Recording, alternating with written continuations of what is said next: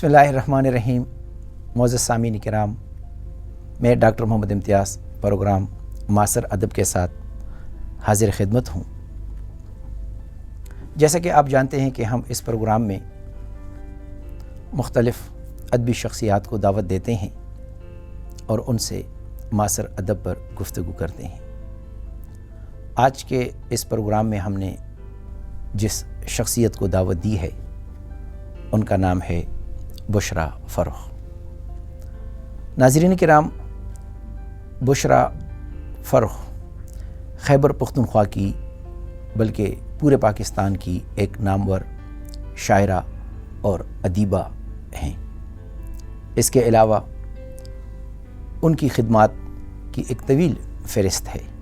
بشریٰ فرخ صاحبہ پچھلے 45 سال سے ریڈیو پاکستان پشاور سینٹر اور ٹیلی ویژن سے وابستہ رہی ہیں. وہ پشاور ٹیلی ویژن سینٹر کی پہلی اناؤنسر کی حیثیت سے کام کر چکی ہیں.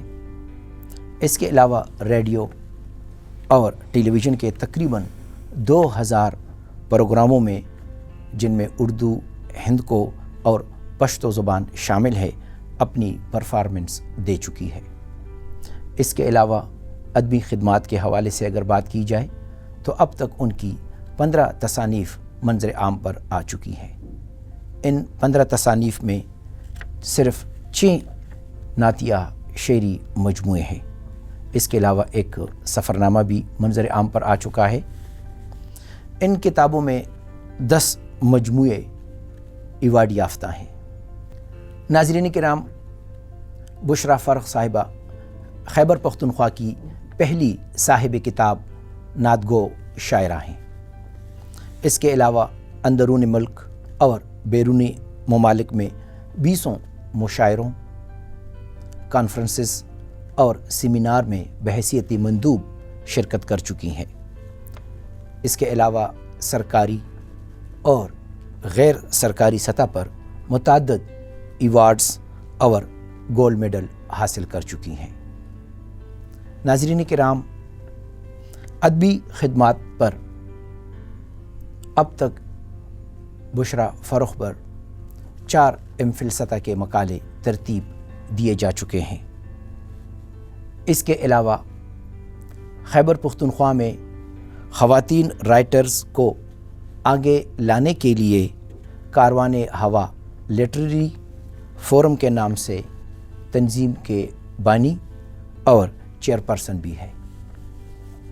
ناظرین کرام، ہم اپنے اس پروگرام میں میڈم بشریٰ فرخ صاحبہ کو خوش آمدید کہتے ہیں.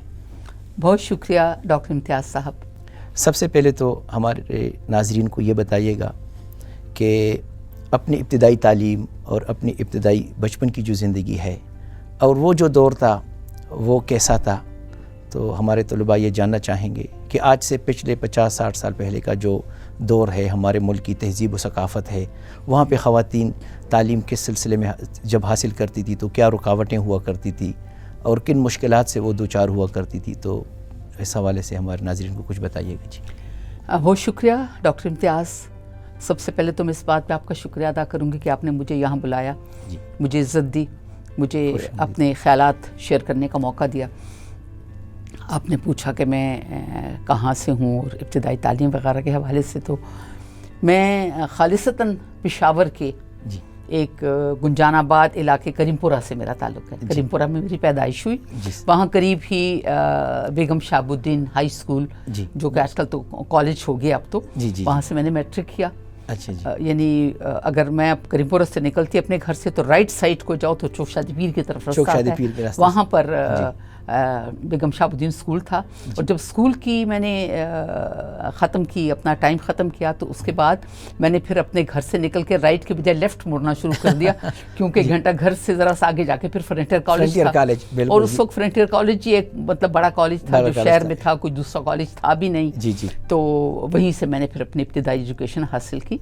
اور آپ نے یہ پوچھا کہ وہ دور کیسا تھا، تو ماضی ہمیشہ خوبصورت ہوتا ہے. جی بالکل. ہر انسان کہتا ہے کہ ہمارا ماضی بہت اچھا ہے. میں بھی یہ کہتی ہوں کہ ماضی کو آپ چھوڑیں، بچپنے کا دور بہت اچھا ہوتا ہے.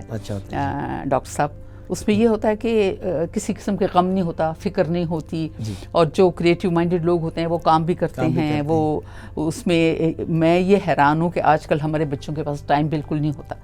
اچھا, ہمارے پاس اتنا ٹائم ہوتا تھا, ہم اسکول جاتے تھے, اسکول سے واپس آتے تھے, ہم کھانا کھا کے سو بھی جاتے تھے, پھر اٹھ کے ہم ہوم ورک بھی کرتے تھے, پھر ہم قرآن پاک پڑھنے کا ان دنوں بہت زیادہ یہ ہوتا تھا کہ یا تو مسجد بھیجتے تھے بچوں کو, یا پھر یہ ہے کہ محلے میں کوئی گھر ہے تو محلے میں کوئی گھر پڑھا رہی ہے, بالکل جستانی پڑھا رہی ہے, تو ہمارے گھر میں پیچھے یہ ایک تھی, ان کو ہم بی بی جی کہتے تھے, تو قرآن پاک میں نے وہاں سے پڑھا, تو وہاں بھی ہم جاتے تھے. رشتہ داروں کے گھر بھی آنا جانا ہوتا تھا, اور بہت ٹائم ہوتا تھا ہم لوگوں کے پاس. اور اس میں یہ ہے کہ پھر ماؤں کی بات جہاں تک آ جاتی ہے, اس زمانے میں جو آپ تک تعلیم و تربیت کی بات کر رہے ہیں, اس زمانے میں مائیں بچوں کو پورا ٹائم دیتی تھی, تو بچوں کے اخلاق اور بچوں کے کردار پہ اس چیز کا بہت اثر پڑتا تھا. ادب بہت زیادہ تھا, چونکہ ایک جوائنٹ فیملی سسٹم ہوتا تھا اس زمانے میں. اب تو مطلب ہر کوئی الگ الگ رہتا ہے. بالکل. نانی دادی سے انسان بہت کچھ سیکھتا تھا, پھوپھیاں چچا اکٹھے رہتے تھے, مل کے رہتے تھے. مجھے بھی یاد ہے کہ رات کو جب ہم سونے کے لیے لیٹتے تھے تو کھلے آسمان کے تلے ہماری چارپائیاں لائن میں بچھی ہوتی تھی, اور میری چارپائی میری دادی جان کی چارپائی کے ساتھ ہوتی تھی. تو جب سونے لگتی تھی تو وہ اونچی اونچی آواز میں یاسین شریف پڑھتی تھی, اور اس کے بعد وہ پڑھتی تھی درود تاج پڑھتی تھی, تو وہ نہ چاہتے ہوئے بھی ہمارے کان میں آتا رہتا تھا. تو اس کا مجھے یہ فائدہ ہوا کہ میں نے بہت جلدی یاسین شریف زبانی یاد کر لیا. ماشاءاللہ جی. تو اس وقت مطلب یہ چیزیں جو تھی تو بہت زیادہ کاؤنٹ کی جاتی تھی. آج کل ہمارے بچوں کو جو ہے تو ان سب چیزوں کا پتہ بھی نہیں ہے, مائیں بھی توجہ نہیں دیتی. تو مطلب یہ کہ وہ بہت سنہرا دور تھا, بہت خوبصورت دور تھا جو ہم نے گزارا, بڑے پیار محبت کے ساتھ, بڑی عزت کے ساتھ. اس وقت ایسا تھا کہ پیسے کی اہمیت نہیں ہوتی تھی, انسان کی اہمیت زیادہ تھی. رشتوں کو نبھانے کی اہمیت بہت زیادہ تھی کہ لوگ رشتے نبھاتے تھے. اگر بڑے کبھی کوئی اعتراض کر دیتے یا بڑے کبھی آپ کو ڈانٹ ڈپٹ دیتے تو آپ کے والدین اس بات کا برا نہیں مناتے تھے, بلکہ وہ اپنے بچوں کو ہی کہتے تھے کہ یہ آپ نے, ایون مجھے یاد ہے کہ ہم نیچے کبھی دکان پہ گئے کچھ لینے کے لیے, اور دکاندار نے کوئی ایسی بات کر دی تو ہم نے اوپر آ کے کہا, تو امی ابو نے یہ کہا کہ ضرور تم نے کچھ کہا ہوگا. ایسا نہیں ہے کہ مطلب آج کل تو ماں باپ ٹیچر کو بھی برداشت نہیں کرتے کہ ٹیچر کوئی بات کرے تو ہمارے بچے کو کوئی کیوں, یا چچا یا ماموں کوئی کیوں بات کرے. تو یہ چیزیں بڑا خوبصورت دور تھا نے جو مجھے یاد دلایا. بالکل. اچھا میڈم, کالج کے بعد آپ کی زندگی کا ایک اور سفر پھر شروع ہوتا ہے, اور وہ ہے ریڈیو سے. تو ریڈیو سے آپ کا جو تعلق ہے وہ کب بنا, اور یہ سلسلہ پھر کب تک چلا؟ جی ڈاکٹر صاحب, میں تھوڑا سا یہ کلیئر کر لوں کہ کالج کے زمانے سے نہیں بلکہ اسکول کے زمانے سے میرا ریڈیو سے تعلق رہا ہے. بلکہ جب میری پہلی کتاب آئی قیامت المحا موجود, تو اس میں میں نے شروع میں اس کے لکھا ہوا ہے کہ 13 سال کی عمر جو ہے تو گڑیوں سے کھیلنے کی عمر ہوتی ہے. بالکل جی. اور میں اس عمر میں اپنے کاندھوں پر روایات کا بوجھ اٹھائے, مرد کے شانہ بشانہ چلنے کا عزم لیے نکلی باہر, اور میں نے مطلب پریکٹیکل دنیا میں قدم رکھا کہ کچھ کرنے کا شوق تھا.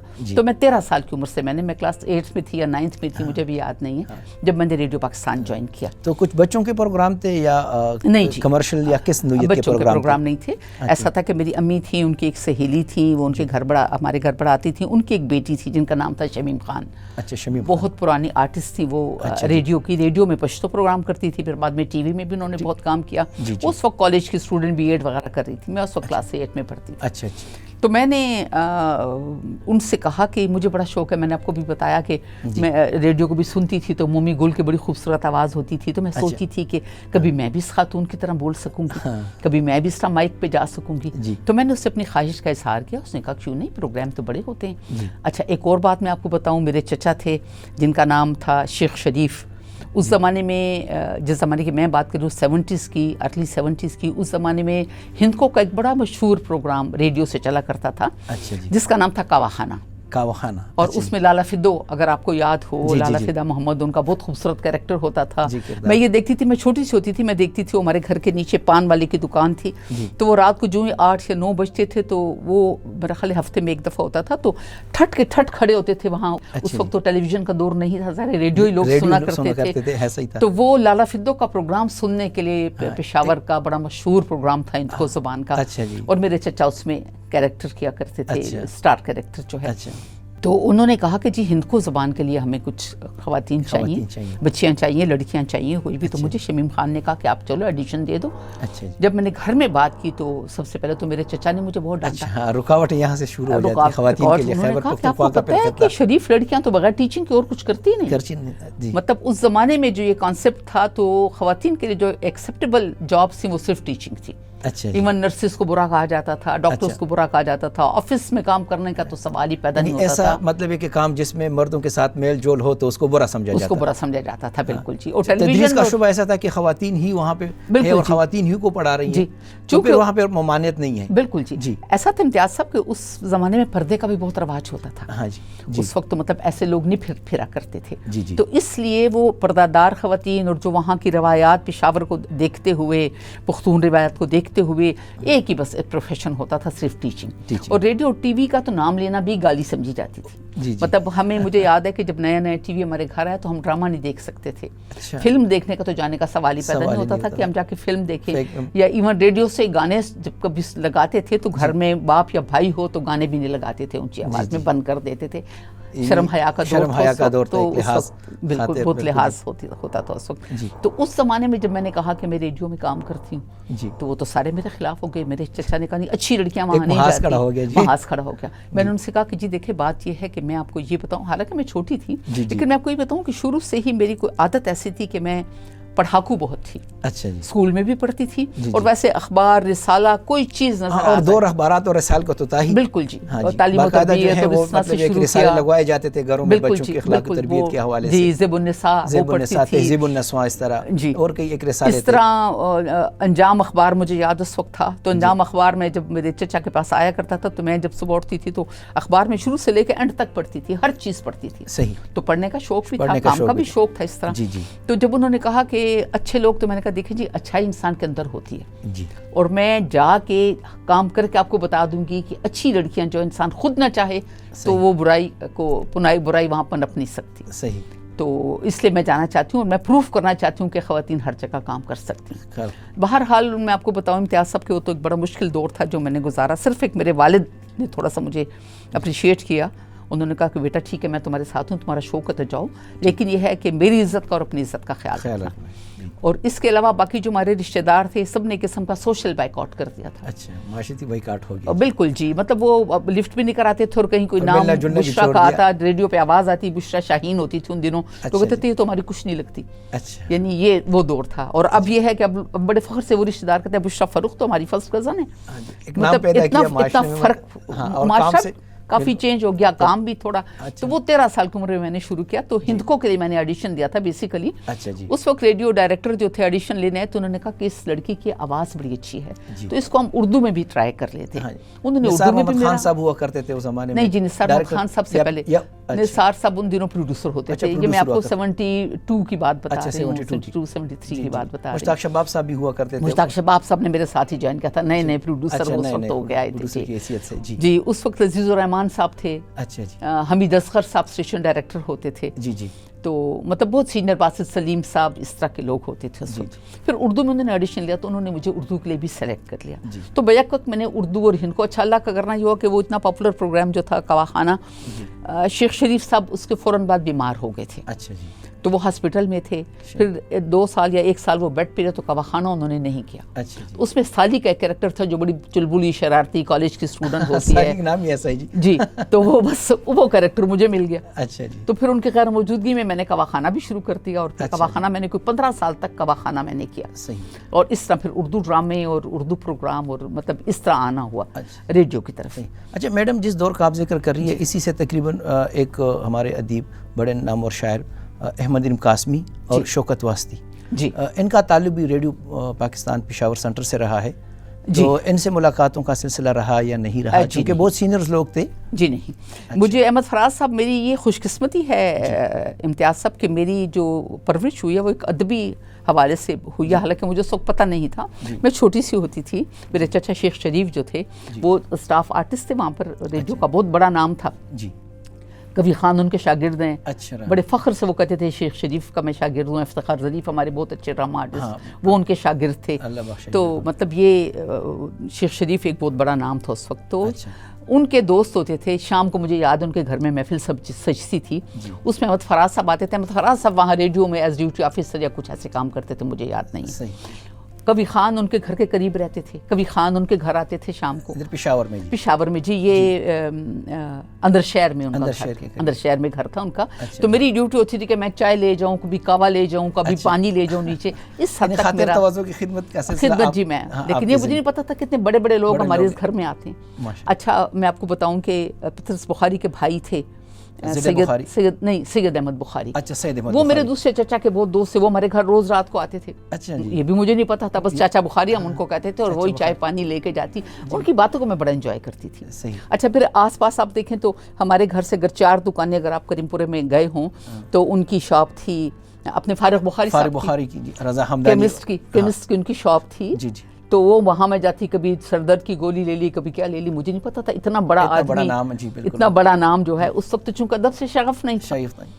پڑھتی تو تھی لیکن ان کو میں نے کبھی ایسے پڑھا نہیں تھا. مطلب ضیاء جعفری صاحب انہی کے ساتھ ہوا کرتے تھے. بالکل جی بالکل, وہ بھی ہوا کرتے تھے. تو حضرت حمدانی صاحب بیٹھے ہوتے تھے, خاطر غزنوی صاحب بیٹھے ہوتے تھے. کبھی ہم دوائیاں وغیرہ لینے جاتے تو وہ ان کی بڑی مزے کی گپ شپ ان کی ہو رہی ہوتی. تو آس پاس میرے ماحول جو تھا مجھے وہ ایسا ہی ملا, ادبی ماحول اور ادبی شخصیات اور بڑے نام ملے. بالکل جی. اور ان کا اثر جو ہے وہ آپ کی شخصیت پہ پڑا جی. بس یہ ہو سکتا ہے کہ وہ ان کی باتیں سن کے وہ میں نے بہت کچھ سیکھا وہاں سے بھی. اور پھر جب آہستہ آہستہ جب میں آگے آئی, اس کے بعد میں آپ کو اپنا ٹیلی ویژن کے حوالے سے بتاؤں. ندیم قاسمی صاحب اور شوکت واسطی صاحب کے ساتھ تو میں نے نہیں دیکھا تھا اس زمانے میں ان کو. فراز صاحب کو دیکھا تھا اور نام بھی ان کا سنا تھا, اور نئی شاعری ان کی بڑی مشہور تھی اس زمانے میں. بالکل ایسا ہی تھا. تو محسن احسان صاحب سے میری رشتہ داری ہے, خاطر غزنوی صاحب سے میری رشتہ داری ہے, لیکن اتنا پتا تھا کہ بس یہ شاعر ہیں, اور کچھ نہیں پتا تھا. اور مقام کا پتہ نہیں تھا, مرتبے کا پتہ نہیں تھا. فقیر حسین صاحب بہت اچھے شاعر تھے, ان کے ساتھ میرا بالکل گھر کا تعلق تھا. کواخانہ پروگرام انہوں نے بہت کیا, مجھے نہیں پتا تھا وہ شاعر ہیں. پھر جب میں ریڈیو میں کام کرتی رہی تو اپنے مشتاق شباب صاحب, لائق زادہ لائق صاحب, ظاہر شاہ ظاہر, مطلب بہت سارے اس طرح کے مجھے رائٹرز ملے. تاج سعید صاحب بہت سال ہم اکٹھے رہے کہ میں لکھتی تھی پروگرام اردو کمرشل سروس کرتی تھی, تو اسکرپٹ رائٹر تھے وہ ہمارے ساتھ ہوتے تھے. زیتون بانو آپا, یہ سارے صاحب ہو گئے ہیں. یونس قیاسی صاحب سے زیادہ وہ ڈرامہ لکھتے تھے, لیکن جن کے ساتھ میرا روز کا تعلق تھا, میں کمپیئرنگ کرتی تھی, آتی جاتی تھی. تو یہ سارے لوگوں سے میں نے بہت کچھ سیکھا. اور لیکن اس وقت میرے وہم و گمان بھی کہیں شاعری یا یہ چیز نہیں تھی کہ میں نے بڑے ہو کے شاعرہ بننا ہے یا میں نے کچھ لکھنا ہے. اس وقت تو میں صرف ریڈیو کے جنون میں تھی, ریڈیو کے عاشق. اور ریڈیو کا ایک دور بھی تھا, ایک طرح سے ہم کہہ سکتے ہیں, دور بھی تھا. جی بالکل بالکل, لوگ سنتے تھے بڑے شوق سے. جی جیسے آپ ابھی بتا رہے کون ایک خط کہاں سے آتے تھے, خطوط آتے تھے, اور ان کے جواب دینے میں بڑا اچھا لگتا تھا. اچھا میں سمجھتی ہوں فرمائشی گیت پھر سنائے جاتے تھے. جی بالکل, میری شعری تربیت میں سمجھتی ہوں میری وہیں سے ہوئی. وہ اس طرح کہ ایک پروگرام تھا شعر و نغمہ جو میں کیا کرتی تھی, اس میں ڈھیروں اشعار آتے تھے مجھے. تو ان میں سے کچھ اشعار پڑھ کے سنا دیے لوگوں کے نام کے ساتھ, کسی ایک شعر کے ساتھ نغمہ اٹیچ کر دیا. اور وہ اس سے میری مناسبت سے کوئی نغمہ موجود ہے, نغمہ وہ لگا دیا. تو وہ بڑا پاپولر تھا, لوگ بڑے بھیجا کرتے تھے. اچھا اس میں یہ تھا کہ مجھے جو میں شعر پڑھتی تھی نا, تو پڑھتے پڑھتے مجھے اتنی پریکٹس ہو گئی تھی کہ جن کے شعر وزن سے خارج ہوتے تھے یا بحر سے خارج ہوتے تھے, میں وہ شامل نہیں کرتی. تحت لفظ کا جو ہے وہ آپ ایک طرح سے ہم کہیں کہ ریاضت ہوتی رہی, ریاضت میری ہوتی رہی. مجھے وزن اور بحر کا اندازہ ہوتا رہا, حالانکہ بہور پہ مجھے کوئی دسترس نہیں تھی, لیکن اندر کہیں کوئی ردم سے پتہ چلتا تھا کہ یہ شعر صحیح نہیں. تو بلکہ ایک دو دفعہ مجھے جواب بھی آیا, مطلب خط آیا کہ بشرا باجی آپ کے پاس کون سی ترکڑی ہے جس کو آپ تول کے کہتے ہیں کہ وزن میں برابر نہیں ہے, اور آپ ہمارا شعر جو ایک طرف ڈال دیتی ہیں. تو میں نے کہا یہ میں آپ کو نہیں کہہ سکتی کہ میرے دماغ کے اندر کون سا ترازو ہے جو کام کر رہے ہیں, لیکن یہ کہ جو چیز مناسب نہیں ہوتی تھی وہ. تو وہاں سے میری تربیت, خطوں کا جو سلسلہ ریڈیو کے ساتھ وہ بڑا اچھا رہا. اور میڈم اس سے ہم یہ نتیجہ نکالے نا کہ وہ دور ایسا ہے کہ لوگ جو ہیں وہ ادبی کتابیں پڑھ رہے ہیں, اچھا معلوماتی, تاریخی, ثقافتی, دیگر مطلب یہ کہ شعری کتابیں وہ لے رہے ہیں, پڑھ رہے ہیں, اور وہاں سے شعری انتخاب کر کے اشعار کا انتخاب کر کے بھیجتے تھے اور بھیج رہے ہیں. تو ہم یہ کہہ سکتے ہیں کہ کتب بینی کا دور تھا. بالکل آج مطلب کتبینی کا دور جو ہے وہ ایک طرح سے ختم ہو گیا جی بالکل اب نہیں ہے. اس زمانے میں کتابیں میں نے آپ کو بھی تھوڑی دیر پہلے واقعہ سنایا کہ ہماری ریسیپشنسٹ تھی اور اس نے مجھ سے 2 کتابیں لی شاعری کی اور 2 گھنٹے میں نے پروگرام کیا, اس سے 2 گھنٹے میں دونوں کتابیں پڑھ لی. لوگوں کو کتنا شوق ہوتا تھا پڑھنے کا. اچھا اس میں اخباروں کا بھی تعلق تھا, اخبارات میں بھی ادبی صفحہ باقاعدگی سے چھپتا تھا, اس میں بھی کافی کچھ آتا تھا, لوگ سمجھتے تھے, سیکھتے تھے. اب آتے ہیں ٹیلی ویژن کی طرف کہ ٹیلی ویژن کی طرف میں کیسے آئی. تو اس زمانے میں پشاور میں ٹیلی ویژن نہیں ہوتا تھا.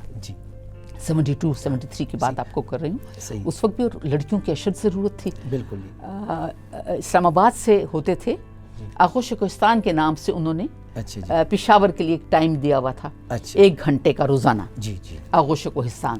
تو اس میں ایک دن ہندکو ڈرامہ, ایک دن پشتو ڈرامہ, ایک دن میوزک, ایک دن جوان نسل کے لیے پروگرام, اس طرح کے پروگرام وہ روز ایک دیا کرتے تھے. اس میں ہندکو اور پشتو ڈرامے ہوتے تھے.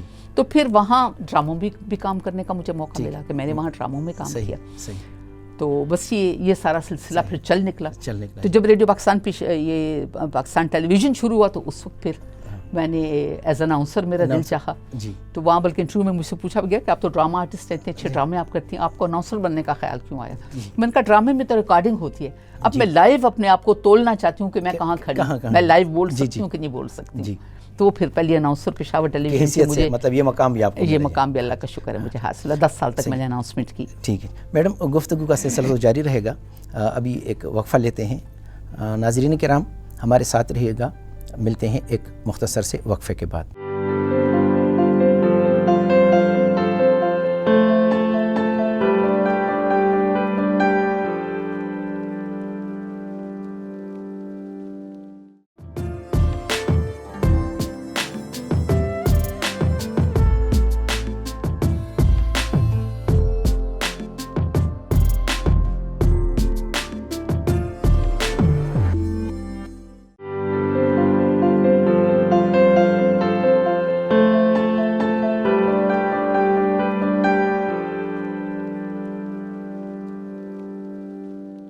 ناظرین کرام ایک بار پھر پروگرام معاصر ادب میں خوش آمدید.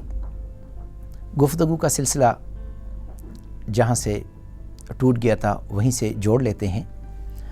میڈم ہمارے ناظرین یہ جاننا چاہیں گے کہ ریڈیو کا سفر, ریڈیو کے سفر کے بعد ٹیلی ویژن کا سفر, اس کے ساتھ آپ کی زندگی میں ایک اور بھی ادبی خدمت کے حوالے سے ایک ہے اور وہ ہے آپ کا لکھنا.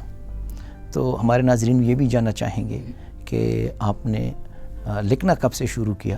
ٹھیک ہے بحیثیت ایک طالب علم تو لکھنا پڑھنا جاری رہتا ہے, لیکن ایک تخلیقات کے حوالے سے یا اس کی حیثیت سے آپ نے ادبی سفر کا آغاز کس طرح کیا؟ جی ایسا ہے امتیاز صاحب کہ جب میں فرنٹیئر کالج میں پڑھتی تھی تو وہ فرسٹ ایئر سیکنڈ ایئر میں آپ کو پتہ ہے چھوٹا موٹا ہر بندہ شعر ویر کچھ نہ کچھ لکھ لیتا ہے, شاعری کر لیتا ہے, کالجوں میں پھر وہ پھاڑ کے پھینک دیتا ہے. ہاں, اور کالج رسالے میگزین میں بھی شائع ہو جاتے ہیں. نہیں میں نے کالج میگزین تک تو نہیں پہنچی, لیکن میں نے بس ویسے 2-4-6 غزلیں لکھی تھیں اس زمانے میں. اس کے بعد یہ تھا کہ میں ڈراموں میں کام تو کرتی تھی آلریڈی, تو لکھنے کا کہیں ذہن میں تصور بھی نہیں تھا. لیکن ہماری اتنا زیادہ تھا کہ اس کے لیے فرصت ہی نہیں ملتی تھی. فرصت ہی ملتی تھی بالکل. ایسا بھی تھا کہ کالج بھی تھا, پھر وہ بھی تھا, ساتھ ریڈیو اور ٹیلی ویژن مصروفیات بھی ہیں.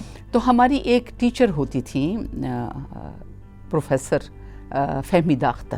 ہاں بہت بڑا افسانے میں ان کا نام ہے. ہاں خیبر پختونخوا خواتین, میں ان کو بڑے شوق سے دیکھا کرتی تھی. جی ان کا ایک ناول تھا گلجانہ, ناولٹ تھا. اچھا ناول اردو میں. اچھا جی. اس کی پشتو میں ٹرانسلیشن کر کے تو اس کو ڈرامہ بنایا گیا, 4 یا 5 قسطوں کا ڈرامہ. اچھا جی. تو اس میں گلجانہ کا لیڈنگ رول میں نے کیا تھا. اچھا.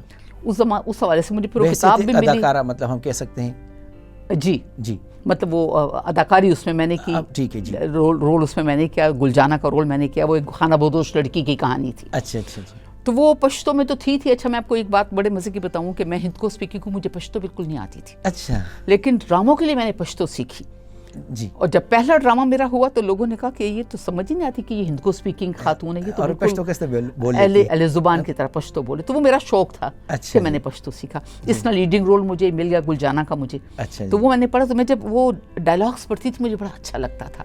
تو میں کہتی تھی فہمیدہ اختر کیسے یہ ڈائلاگ لکھ لیتی ہیں, اتنی خوبصورت چیزیں یہ کیسے لکھ لیتی ہیں. اس وقت کہیں ذہن کی اسی گوشے میں ہوتا تھا کہ کاش میں بھی کبھی ایسے لکھوں, کاش مجھے بھی ایسا لکھنا آئے, کتنے خوبصورت موتی پروئے ہوئے انہوں نے جو, وہ چیز ذہن میں تھی. جی جی. لیکن اس کے بعد پھر یہی ہوا کہ شادی ہو گئی اور میرے ہسبینڈ بھی ٹیلی ویژن میں تھے. وہ شروع ہو گئی, بچیاں تھیں, گھر تھے. میرا گھر ایک چھوٹی سی جنت تھی. ٹیلی ویژن تھا, ریڈیو تھا, اور میں تھی, اور میرا گھر تھا. جی. بہت اچھا وقت ہمارا گزرا. جی. تو اس وقت مجھے لکھنے لکھانے کا خیال, دوسری بات وہ آپ والی کوئی فرصت ہی نہیں تھی کہ میں لکھنے لکھانے کی طرف توجہ دیتی. جی. اچانک میرے ساتھ ایک ایسا مس ہیپ ہوا کہ میرے ہسبینڈ کی ڈیتھ ہو گئی. جی. دسمبر 97 میں. اچھا. یعنی جون جولائی 97 میں وہ بیمار ہوئے, اور اس کے بعد وہ ایک ہند کو ڈرامہ سیریل ریکارڈنگ کر رہے تھے. ناصر سید کا لکھا ہوا وہ تھا ڈرامہ تھا دوریاں. اچھا, دوریاں. ہاں جی. تو وہ دوریاں انہوں نے کوئی 8-9 ایپیسوڈ ریکارڈ کیے. اس کے بعد ان کی طبیعت خراب ہو گئی. طبیعت خراب ہوئی. انہوں نے مجھے کہا کہ میری آنکھیں کچھ ٹھیک نہیں ہیں. میں نے کہا وہ ذرا اسٹوڈیوز میں تھے, بہت سارے کیمراز ہوتے ہیں, وہ اسکرین ہوتے ہیں, اس وجہ سے ہے. ڈاکٹر کے پاس لے گئی. قصہ مختصر یہ ہے کہ ان کو برین ٹیومر ہوا, ان کی وفات ہو گئی. وہ میرے لیے کتنا اچانک دھچکا تھا کہ میں نے کہا کہ بس میں بھی مر جاؤں گی. بہت زیادہ انڈرسٹینڈنگ تھی ہماری. وہ میرے ہسبینڈ نہیں تھے, میرے دوست تھے. بہت اچھا ہمارا وقت گزرا تھا. تو شاعری کا سلسلہ ایسے ہوا کہ میرے ذہن میں کبھی آئی نہیں. میری بچپن کی دوست ہے ڈاکٹر پروین عظیم, پروفیسر, اس وقت تو ریٹائر ہوئی ہیں, گندارا میں ہوتی ہیں. تو پروین افسانے لکھا کرتی تھی. پروین نے مجھے کہا بشرا تم شاعری بڑی اچھی کرتی, تم شاعری لکھا کرو. مجھے بھولا ہوا تھا کہ میں نے کبھی شاعری بھی کی تھی. میں جب چہلم کے درمیان بس یہ تھا کہ سارا وقت ذہن میں یہ رونا دھونا یہی تھا, سب کچھ ایک طرف ہو گئی تھی. فروخ کی قبر پہ کھڑی تھی میں, کچھ 40 دن کے اندر کوئی ایک دن تھا ایسا. جی. تو جیسے انسان تصور میں باتیں کر رہا ہوتا ہے, میں باتیں, اس میں ایک قطع آ گیا میرے ذہن میں. اچھا جی. اور وہ میں آپ کو سنانا پسند کروں گی کہ وہ یہ تھا کہ میری جاں ہو مبارک تجھ کو یہ گھر, یہ غنچہ اب یہاں مہکا کرے گا. کہا کس نے کہ فروخ مر گیا ہے, دل بشرا میں تو زندہ رہے گا. واہ, بہت خوب. وہ فروخ کے قبر کے کتے پر آج وہ قطع لکھا ہوا ہے ان کے کتبے پر, وہ میں نے پھر وہاں لکھوا دیا. وہ اس کے بعد امتیاز صاحب مجھے نہیں پتا کیسے شاعری کی آمد شروع ہوئی, اور میں نے فروخ ہی کی یاد میں شاعری شروع کر دی. اچھا, دن رات بیٹھی. اچھا, میرا خیال یہ بھی ایک کتھارسس تھا میرا کہ اگر میں شاعری نہ کرتی, میں لکھتی نہ, تو میں مر جاتی. تو وہ پہلی کتاب جو میری آئی, ایک قیامت ہے لمحہ موجود. ایک قیامت, وہ ایک قیامت ہے لمحہ موجود. ایک قیامت ہے لمحہ موجود. جی, وہ 99 میں میرا خیال میں نے ترتیب دے لیا تھا, پہلا شعری مجموعہ. اچھا, اس میں یہ تھا کہ مجھے پھر کہا گیا کہ جی آپ آئیں اور مشاعرہ پڑھیں. 2 لوگوں کو پتہ چلا. میں نے کہا نہیں, میں تو اس قابل نہیں ہوں کہ میں مشاعرہ پڑھوں. میں تو اپنے ہسبینڈ کے لیے صرف لکھا ہے. عزیز اعجاز میرے ہسبینڈ کے دوست بھی تھے, ٹیلی ویژن پروڈیوسر بھی تھے, تو ان کے ساتھ میں نے تھوڑا سا کام بھی کیا تھا. ایک دن میں نے ان کو کہا کہ عزیز ایسے مجھے لوگ کہہ رہے ہیں کہ آپ مشاعرہ پڑھیں, تو یہ آپ غزلیں دیکھیے کہ یہ کیسی ہیں, کس سطح کی ہیں. ہاں, یہ بالکل جی. تو انہوں نے پہلے پڑھی, اور پھر انہوں نے کہا کہ 3 باتیں میں آپ سے پوچھتا ہوں, 3 باتوں کے جواب کے. یہ آپ نے بہت پرانی آپ لکھنے والی ہیں لگتا ہی ہے. میں نے کہا نہیں, میں نے تو ابھی لکھنا شروع کیا. کہتے اچھا پھر یہ ہے کہ آپ کو, کہتے یا تو یہ لگتا ہے بہت پرانی لکھنے والی ہیں, یا پھر یہ کہ آپ کو کسی نے لکھ کے دیا ہے. مطلب اتنی اچھی شاعری, یقین نہیں آ رہا تھا. ہاں, اور اگر یہ دونوں باتیں غلط ہیں اور آپ نے خود لکھا اور ابھی لکھنا شروع کیا, تو آپ یقین کریں کہ بہت اچھی شاعری ہے آپ کی. اس سے مجھے پھر تھوڑا تسلی ہوئی, حوصلہ ملا. پھر میں نے آنا جانا شروع کیا مشاعروں میں. اچھا, لیکن میں آپ کو ایک بات یہ بتاؤں کہ بینگ اے وومن, ہو سکتا ہے کوئی مرد ہوتا اس کے ساتھ بھی ایسا ہوتا, حالانکہ سارے میرے اپنے ہی تھے. ڈاکٹر نذیر تبسم, ناصر سید, عزیز اعجاز, خاطر غزنوی, محسن احسان صاحب, سجاد بابا, یہ سب نام جتنے تھے یہ سب میرے سے شناسہ تھے کہ میرے ہسبینڈ ٹیلی ویژن پروڈیوسر تھے, اور یہ سب شاعر ادیب, آنا جانا ملنا ملانا بھی تھا. کچھ کے ساتھ رشتہ داریاں بھی تھیں, تو سب مجھے بھابھی بھی کہتے تھے, بڑا اچھا میرا تعلق بھی تھا. لیکن یہ میرے سارے اپنوں نے, جب میں نے کہا میں کتاب چھاپتی ہوں, تو سب نے مجھے منع کیا. اچھا, مجھے ڈسکریج کیا کہ نہیں کتاب آپ نہ چھاپیں. میں نے کہا کیوں؟ کہ نہیں یہ تو آپ 2 سال کی شاعری آپ کہتی ہیں کہ میں کتاب چھاپوں, لوگ تو 10 سال تک سیکھتے ہیں صرف. ہاں, پھر مطلب منظر عام پر آتے ہیں. ہاں, پھر منظر عام پر آتے ہیں. تو آپ کی 2 سال کی شاعری, تو خاطر غزنوی مجھے بھی یاد ہے, اللہ ان کا وہ جان بہت اچھا کرے, کہتے ہیں بشرا اس سے تمہیں نہ شہرت ملنے والی ہے, جی, پیسے تمہارے ضائع ہوں گے, تمہاری کتاب بکے گی نہیں, تم لوگوں کو مفت میں تقسیم کرو گی, پیسہ بھی تمہارا ضائع ہوگا, شہرت بھی نہیں ملے گی, فلاں بھی نہیں ہوگا, تو یہ تم یہ چیز جو ہے تو یہ ابھی چھوڑ دو کتاب کا تصور. میں نے کہا دیکھیں خاطر صاحب, مجھے شہرت کی ہوس نہیں ہے, اللہ کا شکر ہے میں سیلیبریٹی ہوں, پورا پاکستان مجھے جانتا ہے. بالکل, میں نے کہا مجھے مل چکی ہے. پیسوں کی جہاں تک بات ہے تو میں نہیں چاہتی کہ میں بیچوں اور میں پیسے کمائی کیا ہوگی, کتاب سے کیا کمائی ہوگی. تیسری بات جو آپ کہہ رہے ہیں کہ یہ کتاب جو ہے آپ کو مطلب بند کر کے ڈبوں میں رکھنی پڑے گی, تو میں نے کہا میں نے, میری صرف ایک مد نظر ہے کہ میں نے اپنے شوہر کے لیے یہ لکھا ہے, اور میں چاہتی ہوں یہ محفوظ ہو جائے کتابی شکل میں. محبت میں محفوظ ہے. ہاں, میں کتابی شکل میں نے کہا میں صرف اس لیے چھاپ رہی ہوں. لیکن بہرحال پھر بھی مجھے ڈسکریج کیا گیا. آپ یقین کریں کریں. مجھے سب کچھ پتہ نہیں تھا کہ کتاب کیسے چھپتے ہیں, کیا ہوتا ہے. جیسے تیسے کر کے میں نے کتاب چھاپی, لیکن وہ کتاب پھر اتنی پاپولر ہوئی کہ میں آپ کو بتاؤں کہ 6 مہینے میں اس کا دوسرا ایڈیشن مجھے چھاپنا پڑا. وہ لوگ جو کہہ رہے تھے کہ آپ کی کتاب بکے گی نہیں اور آپ کو کوئی پوچھے گا نہیں, اور اس کی مجھے یہ میری عزت افزائی ہے کہ جو پہلی کتاب کی میری تقریباً نمائی ہوئی, احمد فراز صاحب آئے تھے, اس میں صدارت ان کی تھی, طہا خان صاحب تھے, اور مطلب سارے بڑے نام حاضر تھے, اور انہوں نے اپریشیٹ بھی کیا, اور انہوں نے میرے مستقبل کے لیے بڑی خوشگوار نوید بھی سنائی تھی. اور کچھ ایسے ڈسکریج کرنے والے بھی تھے, جیسے جنہوں نے, میں نے آپ سے کہا کہ جیسے انہوں نے کہا کہ لوگ کہتے ہیں کہ یہ کسی نے لکھ کے دی ہے کہ کیوں ایک دم سے یقین نہیں آ رہا, پختگی ہے کلام میں. جی. پھر خاطر صاحب نے کہا کہ بشرا آپ ان باتوں سے ڈسکریج نہ ہو, جن کو کوئی لکھ کے دیتا ہے تو کوئی کتنا لکھ کے دے گا, 1 دن 2 دن 4 دن, وہ اپنی موت آپ مر جاتے ہیں ایسے لوگ. ایسی بات ہے, بڑی بات ہے, اپنے قلم میں طاقت ہوتی ہے پھر چلتے ہیں, خود قلم کی طاقت سے سامنے آئیں گے. تو بس امتیاز صاحب پھر اللہ نے مجھے ایسی ہمت دی, ایسی طاقت دی کہ میری اس وقت اللہ کا شکر ہے 15 کتابیں میری اس وقت تک, بلکہ 16 کتاب بھی رستے میں, وہ بھی آنے والی ہے ماشاءاللہ جی. تو بس یہ اللہ کا کرم ہے کہ پھر میرا لکھنا شروع ہو گیا, پھر میری کتابوں کو ایوارڈز ملے. اور میں اس میں یہاں ذکر کرنا چاہتی ہوں اپنی نعتیہ کتاب کا, میری پہلی نعتیہ کتاب آئی, یہ میرے لیے بہت بڑا اعزاز ہے. نعت کے حوالے سے میں آپ کو بتاؤں, سوری کہ آپ, میں سارا قصہ میں نے شروع کیا, ہم آپ سے سننا چاہتے ہیں آج, کیونکہ ہمارے ناظرین سوال کرنے کا موقع نہیں مل رہا, سوال کی ضرورت ہی نہیں رہی, اور یہ ہمارے طلبہ, ہمارے ناظرین جو ہے وہ آپ کو سننا ہی چاہتے ہیں. آپ کی جو شعری تصانیف آئی ہیں, اس کے ساتھ ساتھ 6 شعری مجموعے آئے ہیں, اور یہ بڑا اعزاز ہے کہ خیبر پختونخوا کی پہلی صاحب نعت گو شاعرہ, بالکل مطلب جو مرتبہ ہے, مقام ہے, یہ آپ کو ملا ہے. تو نعت کے 6 شعری مجموعے اب تک منظر عام پر آ چکے ہیں, اور پھر نعت کا جو فن ہے بہت باریک فن ہے. اس حوالے سے ڈاکٹر رحمت مجید صاحب نے بھی تحقیقی مقالہ لکھا ہے, جن کو صدارتی ایوارڈ بھی ملا ہے. بالکل. اس کے علاوہ 1-2 اور تحقیقی مقالے جو ہیں یا تحقیقی کتب منظر عام پر آ چکی ہیں. اور میڈم, نعت کے حوالے سے یہ بات کہی جاتی ہے کہ نعت میں 2 ہی باتیں ہیں. ایک ہے نبی کریم صلی اللہ علیہ وسلم کی حور و شمائل, اور ان کی سیرت پر بات, بالکل, بس یہی 2 باتیں ہیں. اور تیسری بات یہ ہے کہ با خدا دیوانہ باشد با محمد ہوشیار صلی اللہ علیہ وسلم. وہ ایک بڑی باریک سی لکیر ہوتی ہے ادب کی, محبت اور عقیدت کے درمیان, اور اگر وہ کہیں بھی کراس ہو جائے تو خدا نخواستہ شر کی طرف بندہ نہ جائے, یا حد اعتدال سے گر کے, مطلب یہ کہ بالکل جی, وہ مطلب یہ کہ ہم یہ کہہ سکتے ہیں حضور صلی اللہ علیہ وسلم کی شان میں کچھ بے ادبی کا نہ ہو جائے, تو یہ بڑا باریک مطلب فن ہے نعت کا. تو وہ میں آپ کو اس کا قصہ سنا رہی تھی, بات کری تھی نعت کے پہلا نعتیہ مجموعہ میرا جو آیا. امتیاز صاحب, میرے 8 اردو کے مجموعے, مطلب 8 شعری مجموعے ہیں, جس میں سے 6 اردو کے ہیں, 2 ہندکو کے ہیں. بلکہ مجھے پھر کہا گیا کہ جی آپ اتنی اچھی شاعر ہیں اور آپ اردو میں لکھ رہی ہیں, تو اپنی مادری زبان کا حق آپ نے ادا نہیں کیا, تو آپ کو اس میں بھی لکھنا چاہیے. پھر میری 2 کتابیں ہندکو کی بھی آئیں ماشاءاللہ جی. پھر نعت کی طرف میں ایسے ہی کہ میں اس دن بھی کسی سے بات کری تھی, میں نے کہا نعت لکھنا اتنا مشکل فن ہے, اور یہ واقعی یہ میں سمجھتی ہوں کہ مجھ ناچیز پہ اللہ پاک کا کرم ہے, اور اللہ کے حبیب صلی اللہ علیہ وسلم کی نظر کرم ہے کہ میں اس حد تک آئی ہوں. ورنہ جب میری پہلی کتاب تھی قیامت لمحہ موجود, تو آپ کو پتہ ہے, آپ بھی ادب سے وابستہ ہیں, کہ شعری مجموعے جو ہوتے ہیں تو وہ شروع میں تبرکن لوگ ایک نعت, حمد اور پھر نعت, ایک حمد ایک نعت, اور اس کے بعد پھر اپنی شاعری شروع ہو جاتی ہے. اچھا, میں نے میری پہلی کتاب میں کوئی 200 غزلیں اور نظمیں ہیں, لیکن ایک نعت مجھ سے نہیں ہو رہی تھی. اچھا, میں سوچتے میں نعت کیسے ایک طرح کہہ سکتے ہیں کہ راستہ بنتا یا ذہن بنتا, یا مطلب ذہن نہیں, شعر آ رہے تھے ذہن, ہاں, لیکن مطلب راستہ نہیں کھل پا رہا تھا کہ جس شان, یعنی جس کی شان میں میں لکھ رہی ہوں وہ کیا شان ہے اور میرے الفاظ کیا ہے. جی, میں شعر لکھ رہی تھی اور پھاڑ رہی تھی. اچھا, مجھے کوئی شعر شایان شان لگ ہی نہیں رہا تھا نعت کے, کہ یہ نعت کیسے میں لکھوں. میرے ہاتھ لرز رہے تھے. وہ میرا خیال ہے پہلا اس کا شعر بھی ایسا ہی ہے کہ جب لکھوں تو انگلیاں بھی تھر تھر آتی ہیں, اور کچھ اس طرح کچھ, اور بالکل 22 سال پرانی بات ہے پہلی نعت, لیکن مجھے کچھ اسی طرح تھا کہ مطلب میں نعت نہیں لکھ سکتی. تو وہ میں نے پھر پہلی نعت میں نے بڑی مشکل سے لکھی, کہ یہ بڑا مشکل کام ہے نعت خوانی کرنا. اس کے بعد کتابیں آتی نہیں آگے, تو اللہ پاک کبھی 2 نعتیں لکھ لی, کبھی 1 لکھ لی. امام حسین علیہ السلام کے لیے کچھ لکھ لیا, حضرت علی کے حوالے سے کچھ تھوڑا بہت لکھ لیا. قلم, ہاں جی, قلم کھلتا رہا, جی قلم کھلتا رہا, جی بالکل.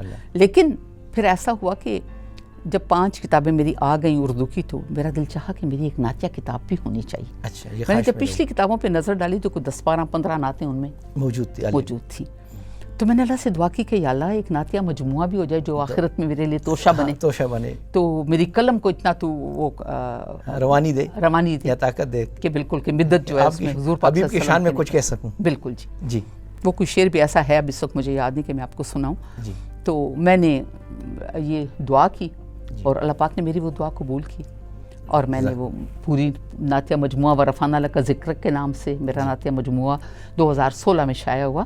اس کا دیباچہ ڈاکٹر ریاض مجید صاحب نے ہی لکھا، اور بڑا خوبصورت انہوں نے بڑی اچھی باتیں اس میں لکھی، اور مطلب انہوں نے بالکل ہمپلا قرار دیا جو آج کل کی نعتیہ معاصر شاعری ہے، بالکل اس کے ہمپلا کہ یہ مطلب روایتی وہ والی نعتیہ شاعری نہیں ہے، یہ بڑی خوبصورت نعتیہ شاعری میرے لیے اعزاز تھا.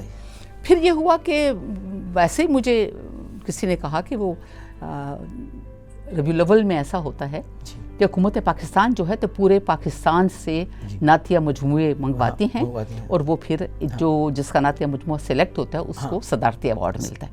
اچھا میرے وہم و گمان میں بھی نہیں تھا اتنے بڑے بڑے لوگ نعتیں لکھ رہے ہیں پاکستان سطح پر، اور میں مطلب کے پی کی سطح پر میں نہیں سوچ سکتی تھی، اور پہلا نعتیہ مجموعہ تھا. ویسے ہی اللہ کا نام لے کے میں نے بھیج دیا، اور میں بھول گئی.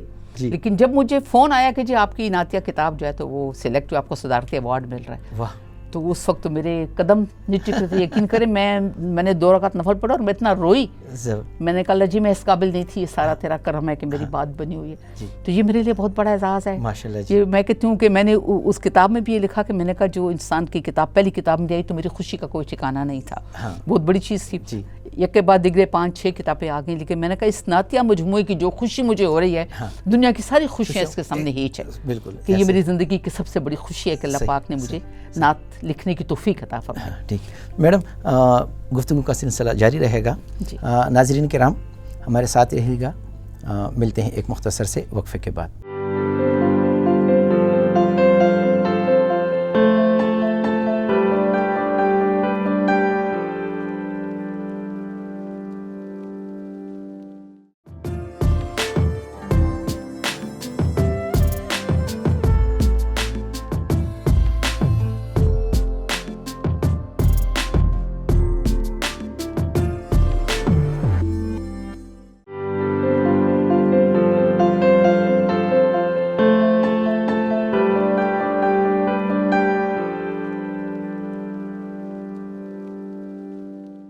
ناظرین کرام، پروگرام معاصر ادب میں ایک بار پھر خوش آمدید.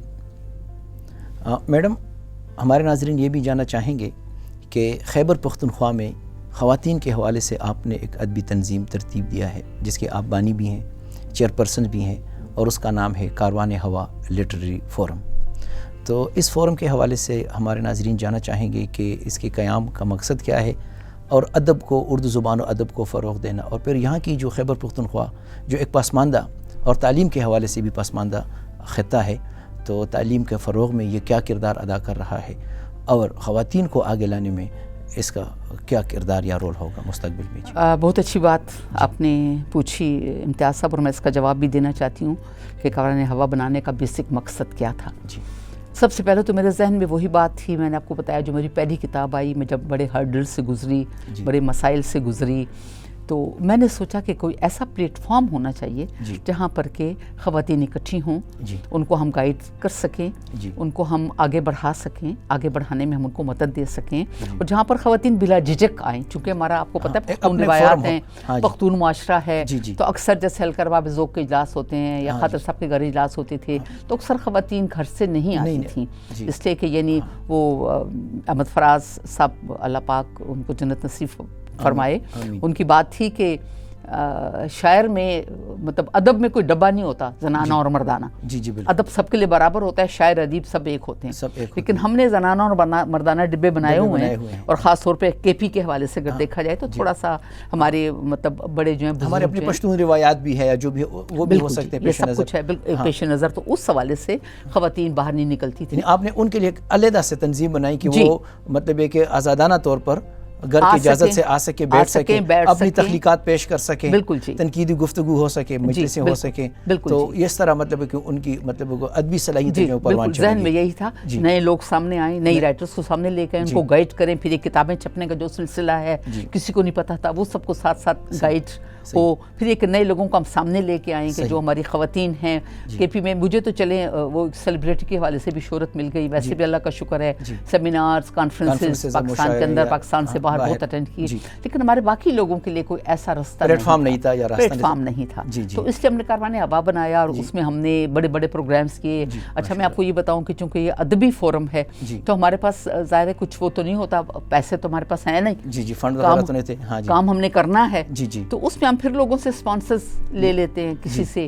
تو ہم بڑے بڑے پروگرامز ہم کرتے ہیں. اس میں ہم قائد اعظم ڈے یا علامہ اقبال ڈے یا 14 اگست کا مشاعرہ، اس طرح کے پروگرام، جشن آزادی. اچھا 8 مارچ ہم ضرور مناتے ہیں، خصوصاً 8 مارچ کے پروگراموں کو ہم بڑی اہمیت دیتے ہیں کیونکہ خواتین کا عالمی دن ہے. اور اس حوالے سے آپ کو پتہ ہے پورے پاکستان میں خواتین کا عالمی دن بڑے جوش و خروش سے منایا جاتا ہے، اور مختلف طریقے ہیں، کوئی جلسے جلوس نکالتے ہیں، کوئی کیا کرتے ہیں، کوئی کیا کرتے ہیں. ہم نے ایک بڑا پروقار انداز اپنایا 8 مارچ منانے کا. اس میں ہم یہ کرتے ہیں، اور یہ بھی میں آپ کو بتاؤں امتیاز صاحب کہ یہ بھی ایک ریکارڈ ہے، ہم سے پہلے پاکستان میں ایسا نہیں ہوا. ہم یہ کرتے ہیں کہ پورے سال کے دوران ہماری جتنی رائٹرز ہیں وہ جو کتابیں لکھتی ہیں، خیبر پختونخوا سے تعلق رکھنے والی، ان کتابوں کو ہم جمع کر لیتے ہیں. ٹھیک ہے. میں نے آپ کو بتایا ہمارے پاس رائٹرز جو ہیں ہندکو کی بھی ہے، پشتو کی بھی ہے، اردو کی بھی ہے، فارسی لکھنے والی خواتین بھی ہمارے پاس رائٹرز ہیں، انگلش رائٹرز بھی ہمارے پاس ہیں، اور اس میں ہر طبقہ فکر سے خواتین ہیں. اس میں ڈاکٹرز بھی ہیں، اس میں ڈاکٹرز بھی ہیں، میڈیکل ڈاکٹرز بھی ہیں، اس میں ہومیوپیتھک ڈاکٹرز بھی ہیں، اس میں وکیل بھی ہیں، مطلب وکالت کے پیشے سے وابستہ خواتین. جی بالکل. اس میں کالجز سے وابستہ پروفیسرز بھی ہیں. تو مطلب یہ ساری جتنی بھی ہیں مختلف شعبوں سے وابستہ خواتین خیبر پختونخوا کی. جی بالکل. اور وہ بڑی محبت سے آتی بھی ہیں، ہمارے فنکشنز بھی اٹینڈ کرتی ہیں، ہمارے منتھلی وہ بھی ہوتے ہیں، پروگرام بھی ہوتے ہیں، وہ بھی اٹینڈ کرتی ہیں. تو یہ سب خواتین جو کتابیں لکھتی ہیں، اب ایسی خواتین ہیں جن کو میں نے انکریج کیا کہ آپ لکھ سکتی ہو، آپ کیوں نہیں لکھتی ہو؟ تو وہ کچھ کتاب نئی کتابیں بھی منظر عام پر آئیں، نئی رائٹرز منظر عام پر آ رہی ہیں. تو ہم یہ کرتے ہیں کہ پورے سال میں ہماری جو کتابیں خواتین کی ہوتی ہیں وہ سب کتابیں اکٹھی کر کے ہم 8 مارچ کو ان کی تقریب رونمائی کرتے ہیں. اچھا. اور وہ تقریب رونمائی عالمی دن کے موقع پر ہم ان کی یعنی کبھی 8 کتابیں، کبھی 7 کتابیں، مطلب خواتین کی خدمات ہیں وہ منظر عام پہ آ جاتی ہیں. جی بالکل. اور وہ حوالہ یہ ہے امتیاز صاحب کہ دیکھیں خواتین جو ہیں وہ رائٹرز لکھنے والی آج تک پاکستان میں ہوتا ہے کسی ایک نے کتاب لکھی رونمائی کرا لی، 2 نے کتاب لکھی رونمائی کرا لی، جو تقریب رونمائیاں ہو رہی ہیں. جی بالکل. یہ اجتماعی رونمائی کی بنیاد ہم نے ڈالی ہے. جی بہت خوب. اور یہ 8 سال کاروان ہوا کو بنے ہوئے ہو چکے ہیں. اس 8 سال میں ہم کوئی 68 کتابوں کی رونمائی اب تک کرا چکے ہیں، جو کہ بہت بڑی تعداد ہے. جی وہ بہت بڑی ترقی ہے. آپ کو یاد ہوگا ڈاکٹر یوسف خوش صاحب آئے تھے، چیئرمین اکیڈمی ادبیات، انہوں نے کہا کہ ہم اتنا بڑا کام نہیں کر سکتے، ہمیں اتنی فیسلٹیز ہیں، سب کچھ ہیں، تو یہ آپ تنہا کر رہی ہیں. تو یہ اللہ کا شکر ہے. لیکن اور دوسری بڑی بات یہ کہ وہ فنکشنز ہم کہاں کراتے ہیں. وہ فنکشن کرانے کا میرا مین مقصد ہوتا ہے میں کسی یونیورسٹی میں کراتی ہوں، کسی کالج میں کراتی ہوں، تعلیمی اداروں میں، تاکہ ہماری بچیاں واپس آئیں کتاب کی پڑھنے کی طرف واپس آئیں. کتب بینی جو ہے، جو میں نے آپ کو بتایا کہ ہمارے زمانے میں تھی، آج کل نہیں ہے. آج کل بچیاں جو ہے تو 200 روپے کی آئس کریم کھا لیں گی، 200 روپے کی کتاب خرید کے نہیں پڑھیں گی. تو اس حوالے سے بچوں کو کتابوں کی طرف واپس لانے کی ایک کوشش. اور دوسرا یہ کہ بچیوں کو یہ بتانا کہ ہمارے کے پی کی خواتین رائٹرز جو ہیں وہ ان کو پہچانے، ان کو پتہ ہو کہ ہماری لکھنے والی کون ہے. مثال کے طور پہ ہماری ایک رائٹر ہیں پشتو زبان، ان کی مادری زبان پشتو ہے، شمیم فضل خالق، بہت اچھے افسانہ نگار ہیں. وہ اردو میں لکھتی ہیں. دوشیزہ اور پاکیزہ میں ان کو ایوارڈز کل پاکستان لیول پہ ملے ہوئے ہیں. بہت خوب. ٹیلی ویژن سے ان کے ڈرامہ سیریلز چلے اردو میں. اچھا جی. تو وہ کسی کو پتہ نہیں چلتا کہ گمنام ہو گئے نا، پتہ نہیں چل رہا.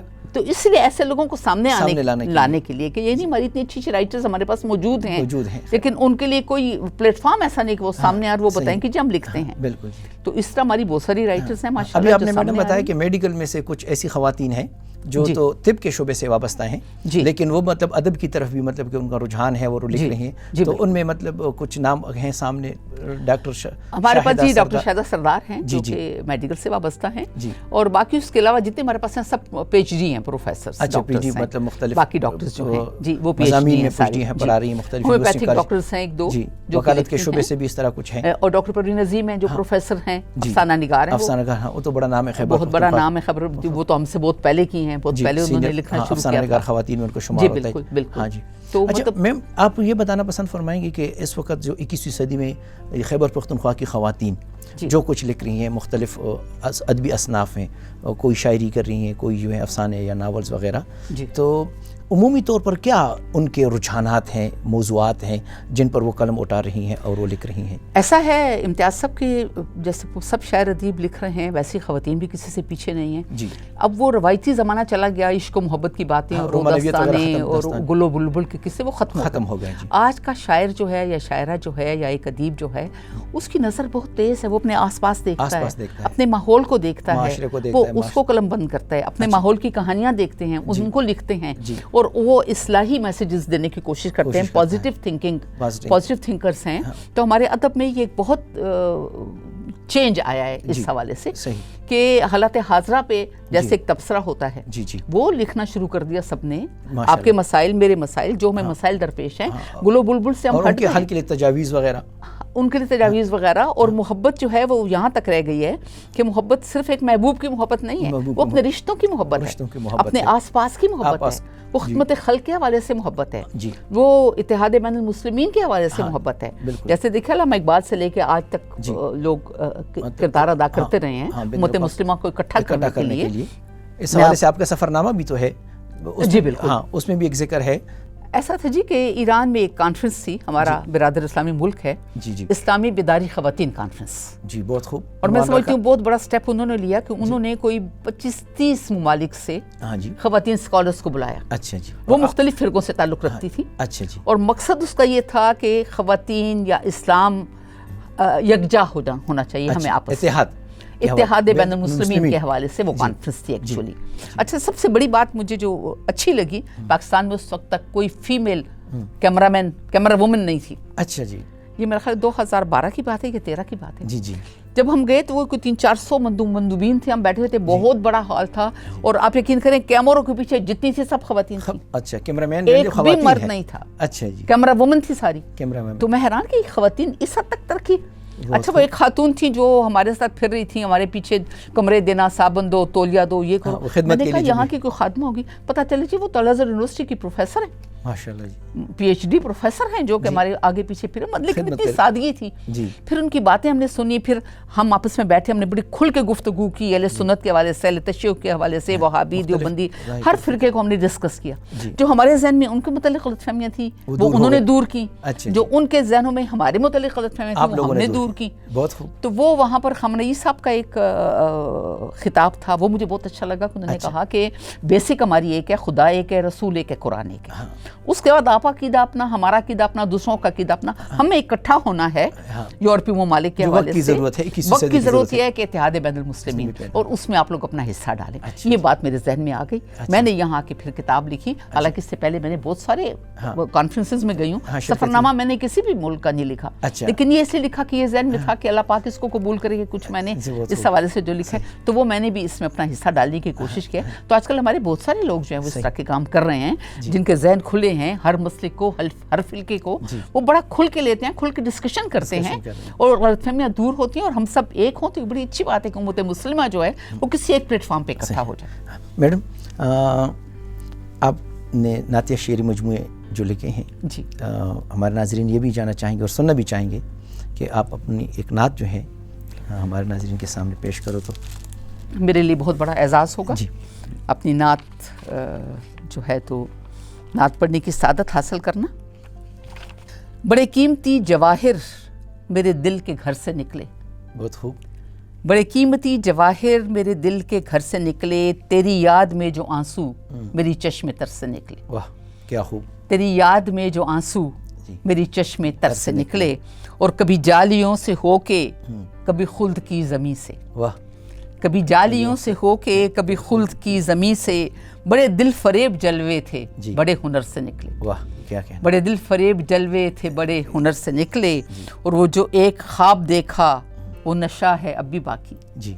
وہ جو ایک خواب دیکھا وہ نشہ ہے اب بھی باقی، تیری دید کے نظارے ہیں کہاں نظر سے نکلے. صلی اللہ علیہ وآلہ وسلم. تیری دید کے نظارے ہیں کہاں نظر سے نکلے، اور وہی اختتام آئے میرے عارضی سفر کا. وہی اختتام آئے میرے عارضی سفر کا، کبھی زندگی جو آقا تیری رہ گزر سے نکلے. بہت خوب. صلی اللہ علیہ وسلم. وہی اختتام آئے میری عارضی سفر کا، کبھی زندگی جو آقا تیری رہ گزر سے نکلے. اور تیرے زخم پہ نہ مرہم تیرا چارہ ساز رکھے. بہت خوب. تیرے زخم پہ نہ مرہم تیرا چارہ ساز رکھے. دل زار تو کبھی نہ غم چارہ گر سے نکلے. واہ. دل زار تو کبھی نہ غم چارہ گر سے نکلے. اور ہے عزیز تر یہ مجھ کو میری زندگی سے بڑھ کے. جی. ہے عزیز تر یہ مجھ کو میری زندگی سے بڑھ کے. تیرے عشق کا ہے سودا نہ کبھی یہ سر سے نکلے. واہ. تیرے عشق کا ہے سودا نہ کبھی یہ سر سے نکلے. اور میرے رب کی یہ مشیت میں اسی میں خوش ہوں بشرا. جی. میرے رب کی یہ مشیت میں اسی میں خوش ہوں بشرا. غم ہجر جو ہے لاحق نہ کبھی اثر سے نکلے. بہت خوب. غم ہجر جو ہے لاحق نہ کبھی اثر سے بہت خوب. نکلے. جزاک اللہ جی. میڈم اب ہمارے ناظرین غزل بھی سننا چاہیں گے آپ سے. جی بہت شکریہ. غزل بھی آج کل کے حالات حاضرہ پہ ہی ہے. جی. معاصر ادب میں معاصر ادب کے حوالے سے میں آپ کو بتاؤں کہ ارشاد. پہلا شعر ہے کہ زمین دل پہ اب تازہ تباہ کاری نہیں ہوگی. واہ. کیا زمین دل پہ اب تازہ تباہ کاری نہیں ہوگی. ہاں. کسی انمول جذبے کی خریداری نہیں ہوگی. واہ. کسی انمول جذبے کی خریداری نہیں ہوگی. جی. اور ادا کرتے رہے کردار اب تک تیری دنیا میں. ادا کرتے رہے کردار اب تک تیری دنیا میں. مگر اب اور ہم سے یہ اداکاری نہیں. مگر اب اور ہم سے یہ اداکاری نہیں ہوگی. اور یہ سوچا ہے کہ اب رسمی سی رسم و راہ رکھیں گے. اچھا. یہ سوچا ہے کہ اب رسمی سی رسم و راہ رکھیں گے. زمانے تجھ سے کوئی دوستی یاری نہیں ہوگی. بہت خوب. یہ سوچا ہے کہ اب رسمی سی رسم و راہ رکھیں گے. زمانے تجھ سے کوئی دوستی یاری نہیں ہوگی. اور وہ یوں اترا ہے دل سے جی جیسے اترا ہی نہ تھا دل میں. اچھا. بہت خوب. وہ یوں اترا ہے دل سے جیسے اترا ہی نہ تھا دل میں. وفا کے کھیل میں اب دوسری باری نہیں ہوگی. بہت خوب جی. وفا کے کھیل میں اب دوسری باری نہیں ہوگی. اور وہ جو بے ربط سی ایک بات زیر لب کہی اس نے. وہ جو بے ربط سی ایک بات زیر لب کہی اس نے. یقیناً وہ کسی مفہوم سے آری نہیں ہوگی. بہت خوب. یقیناً وہ کسی مفہوم سے آری نہیں ہوگی. بہت شکریہ جی. اور شعر دیکھیے کہ بہت سر پر چڑھا رکھا ہے تجھ کو اے دل خستہ. واہ. دوبارہ. بہت سر پر چڑھا رکھا ہے تجھ کو اے دل خستہ. مگر اب ہم سے تیری ناز برداری نہیں ہوگی. واہ. کیا. مگر اب ہم سے تیری ناز برداری نہیں ہوگی. اور دلوں کی بستیاں تاراج کرتا جا رہا ہے یہ.